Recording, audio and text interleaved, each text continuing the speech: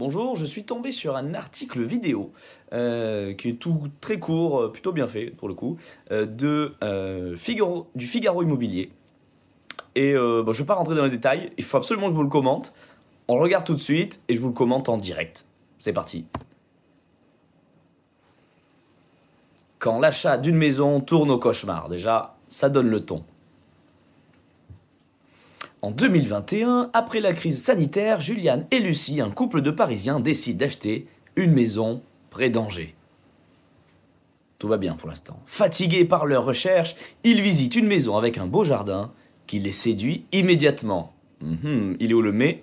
Cependant, c'est un cependant, ils ne prêtent pas assez attention à l'intérieur de la maison malgré des travaux à prévoir. La tuile, ils achètent une maison. Une fois installés, le couple découvre que la maison est mal isolée, mal agencée et peu lumineuse.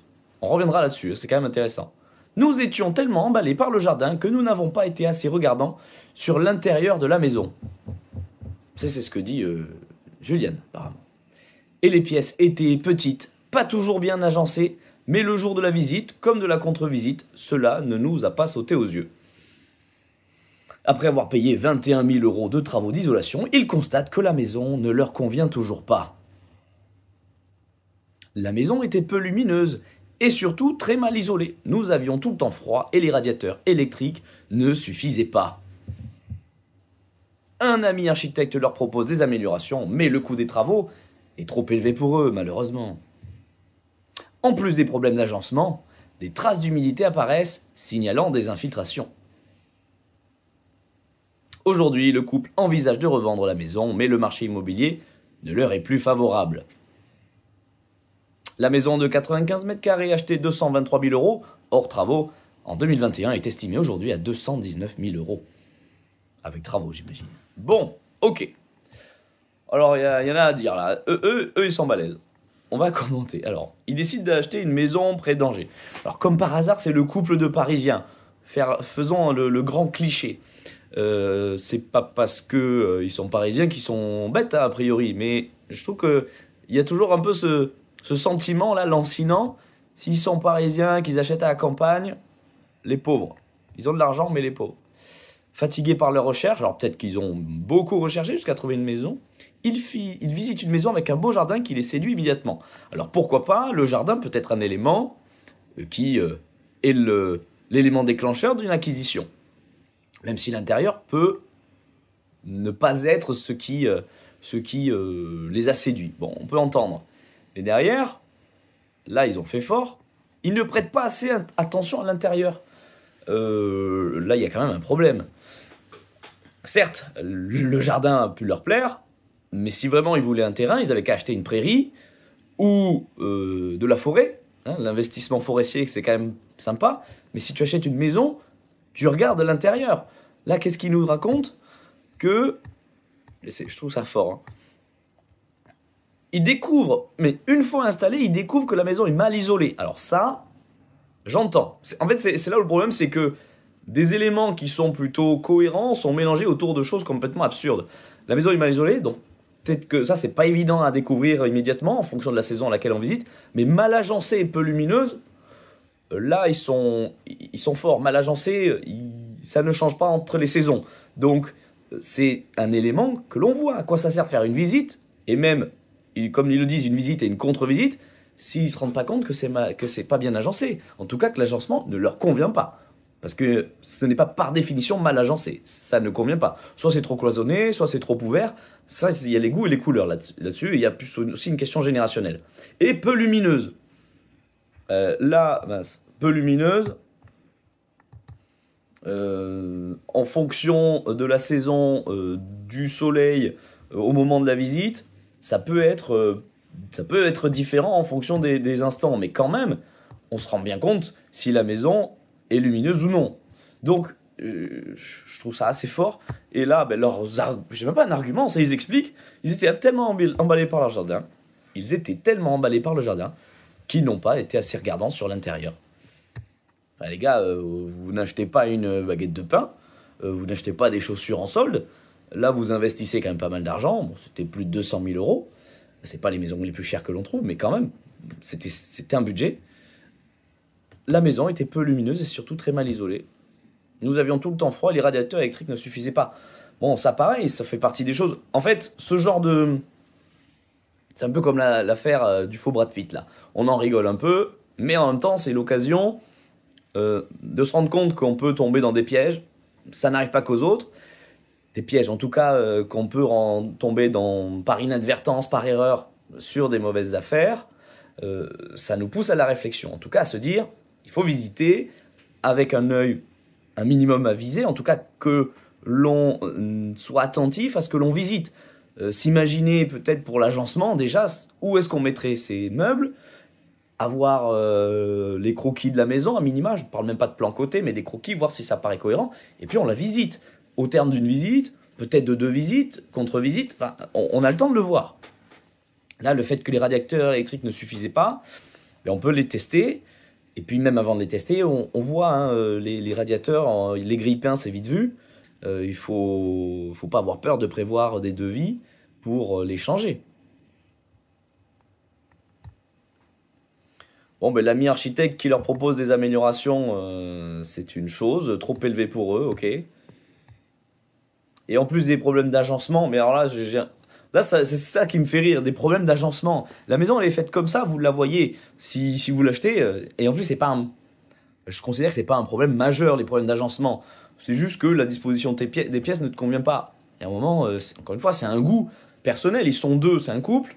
Ils sont deux à voir la maison. Ils voient bien si l'aménagement ne leur convient pas. C'est ça, voilà, je comprends pas. L'agencement ne leur convient pas. Après, les traces d'humidité qui apparaissent signalant des infiltrations, là, ça peut être un véritable problème. Tout de suite, vient sur la table les sujets de vis cachés ou dol, c'est-à-dire ou réticence dolosive plutôt, quand les vendeurs ne disent pas qu'ils ont pu avoir qu'ils ont pu subir par le passé des sinistres, des infiltrations d'eau récurrentes, ou même des traces d'humidité qui viennent de façon systémique. Donc là, c'est un peu plus un sujet valable, et c'est pour ça que l'orientation de l'article me fait rire, ou qu'il en ressort de la part du couple me fait rire, parce que vraiment, cette histoire d'agencement, on a vu le jardin, on n'a pas fait gaffe à l'intérieur, ça me paraît un peu... voilà, c'est un peu...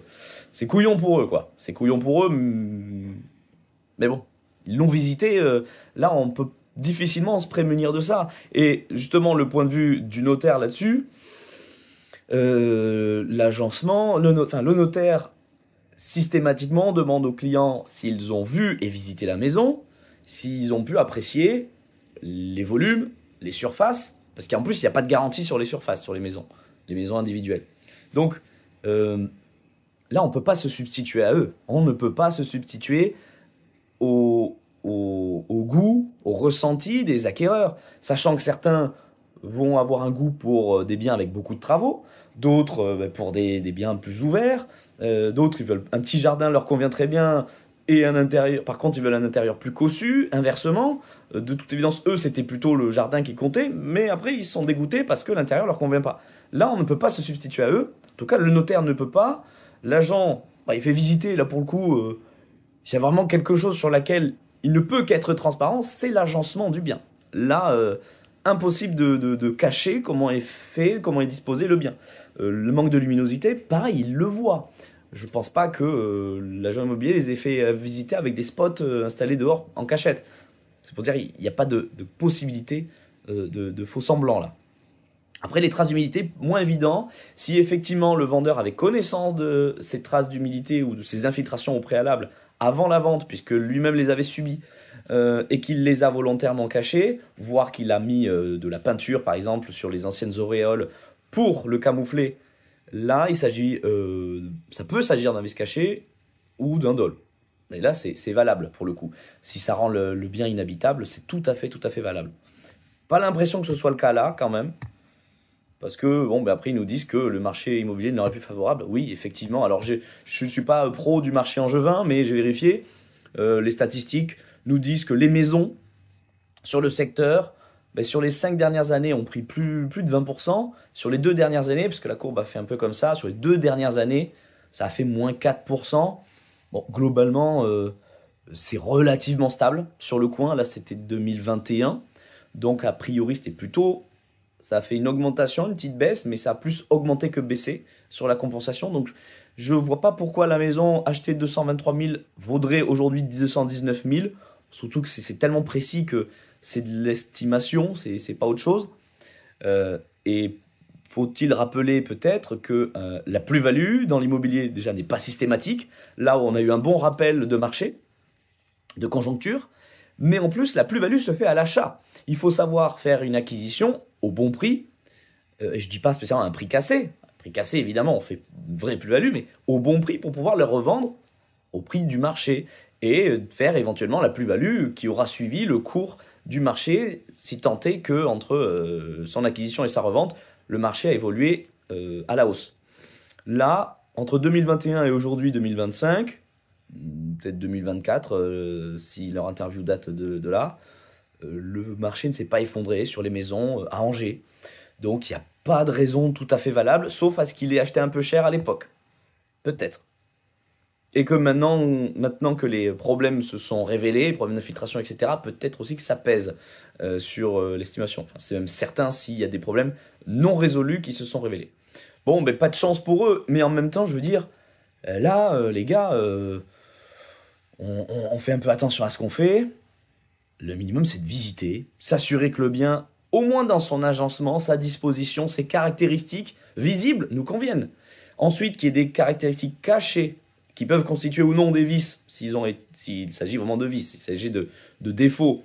Là, on peut plus difficilement se prémunir de ça, quoique, en faisant intervenir en allant plus loin dans des diagnostics, des sondages, etc. Ou avoir un petit, je ne sais plus comment ça s'appelle, un hygromètre de mémoire pour mesurer l'humidité, le taux d'humidité d'un mur. Ça peut se faire aussi, hein, ça peut être conseillé d'avoir ce genre de petits outils avec soi.